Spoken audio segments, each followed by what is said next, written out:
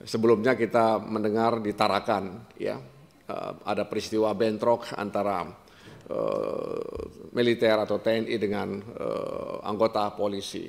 Ya.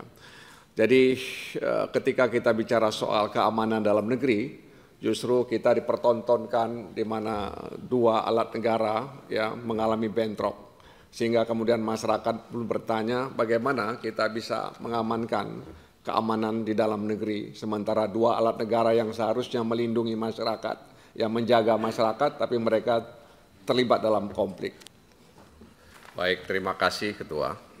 Bapak Ibu, anggota Komisi 3 yang saya hormati, Kabaharkam, beserta para jajaran yang berhadir pada rapat hari ini.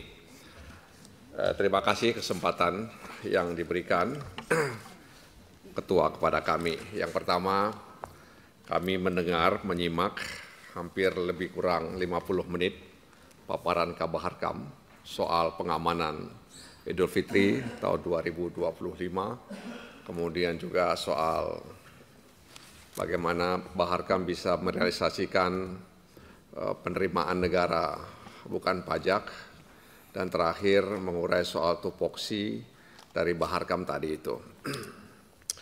Tentu saja kami berharap agar Baharkam dengan seluruh jajarannya bisa mengamankan Idul Fitri tahun 2025 ini, sehingga masyarakat yang mudik ke kampung halamannya bisa aman, nyaman, dan terhindar dari kecelakaan. Dan itu yang kita harapkan, sehingga tidak ada tragedi ketika mereka pulang ke kampung halamannya.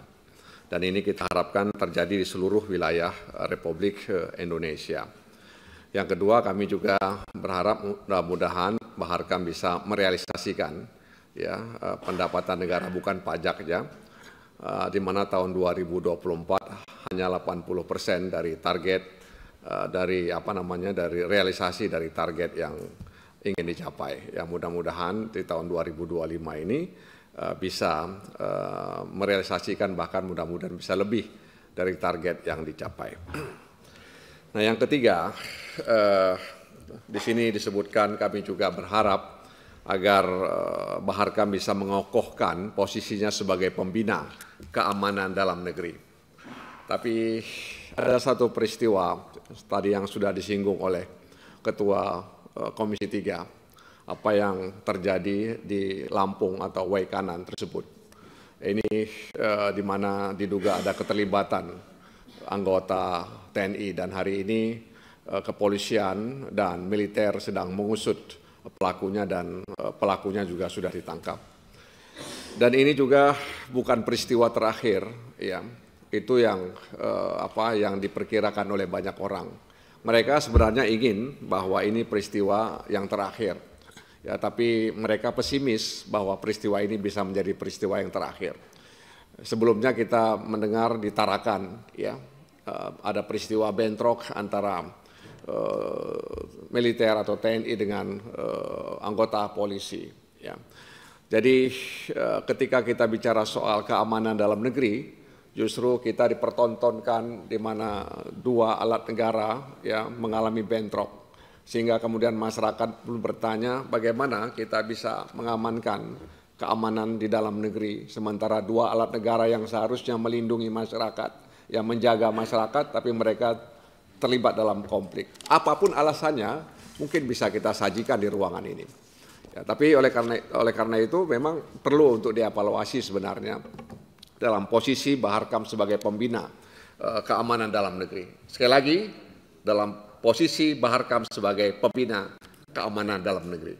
Ya, bagaimana kita harapkan ini mudah-mudahan tidak terulang lagi peristiwa ini, ya, karena sekali lagi itu akan membuat publik bertanya, ya, bagaimana kita bisa menjadi pembina keamanan dalam negeri kalau kemudian kita dipertontonkan, diperlihatkan bahwa ada dua alat negara yang konflik.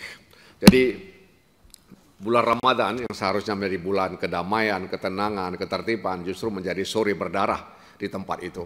Bagaimana Ibtu Lusianto, kemudian Bribka Petrus Aprianto, ya, dan juga kemudian Bribka Galib Surya Ganta itu harus menegang nyawa ya menghadapi mereka itu. Jadi ini jangan dianggap remeh menurut saya, ya tidak boleh kita anggap sepele, ya karena mereka sedang bertugas ya untuk menertibkan penyakit-penyakit masyarakat yang ada di lingkungan mereka. Justru ada oknum-oknum yang memelihara penyakit masyarakat di tempat itu. Oleh karena itu layak dikutuk sebenarnya ya pelaku itu kalau memang dia benar melakukan itu karena sedang diusut. Oleh karena itu sekali lagi dalam konteks posisi Baharkam sebagai pembina keamanan dalam negeri, hal seperti ini barangkali harus menjadi pelajaran, ada upaya yang sungguh-sungguh dari kita untuk memastikan bahwa tidak ada lagi konflik antara TNI, polisi, meskipun barangkali kita bisa sebut oknum dan lain sebagainya, tapi kadang-kadang melibatkan banyak anggota. Yang ketiga, kami juga berharap ya kepada Baharkam dalam konteks Binmas ya. Di sini tentu ada Kakor Binmas, kemudian Dirbin Potmas dan Dirsintipmas. Mungkin perlu juga Baharkam memikirkan tentang desa presisi ya, menggagas desa presisi. Jadi kalau misalnya BNN ada desa bersinar, kemudian Kementerian Hukum ada desa sadar hukum, barangkali Baharkam dan jajaran perlu memikirkan desa presisi. Ya. Apalagi hari ini kita sadar bahwa desa menjadi ujung tombak sebenarnya, ya. Menjadi ujung tombak pelayanan terhadap masyarakat. Dengan personil yang ada, dengan sarana dan prasarana yang ada, saya percaya bahwa Baharkam bisa menjadikan desa presisi ini menjadi desa andalan untuk meningkatkan kepercayaan masyarakat terhadap kepolisian, ya, sehingga kemudian masyarakat lebih akrab dengan polisi, masyarakat lebih ingin melapor kepada kepolisian ketika ada peristiwa gangguan keamanan dan ketertiban yang terjadi di wilayah hukumnya. Baru-baru ini kita mendapatkan satu informasi bahwa hasil survei menunjukkan 44,sekian% masyarakat enggan ya, melaporkan peristiwa kepada kepolisian. Ya, jadi ini juga satu hal yang perlu untuk kita pikirkan bersama-sama. Jadi saya dalam kesempatan ini mengusulkan kepada Baharkam dan jajarannya barangkali bisa menggagas desa presisi ya, sehingga kemudian desa ini bisa mengantisipasi situasi dan keamanan yang ada di desa tersebut. Apalagi kalau kita kemudian merujuk apa yang disampaikan oleh Pak Presiden soal koperasi merah putih. Ya. Jadi desa presisi ini juga akan bisa membantu Presiden untuk mengelola koperasi merah putih sehingga koperasi itu berdaya guna, berhasil guna untuk mendongkrak perekonomian masyarakat di desa.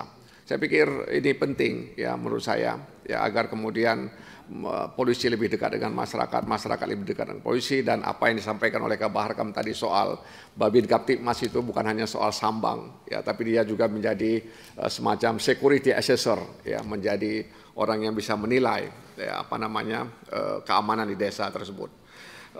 Barangkali demikian ya beberapa harapan yang ingin saya sampaikan. Mudah-mudahan kita bisa mewujudkan apa yang disampaikan oleh Baharkam tadi ini. Sangat indah sekali sebenarnya.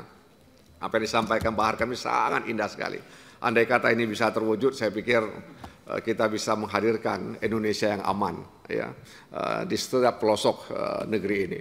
Tapi ini tantangan bagi kita ya, bahwa tidak mudah untuk menghadirkan ini semua. Nah, karena itu butuh kolaborasi di antara kita semua. Demikian Ketua, terima kasih atas kesempatan yang diberikan. Wassalamualaikum warahmatullahi wabarakatuh.